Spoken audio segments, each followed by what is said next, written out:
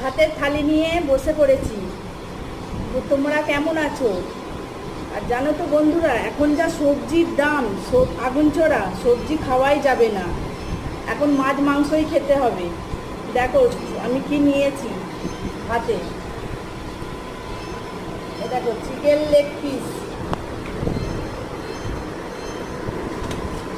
আর মাংস, আলু ঝোল বাটিতে তুলে নিলাম।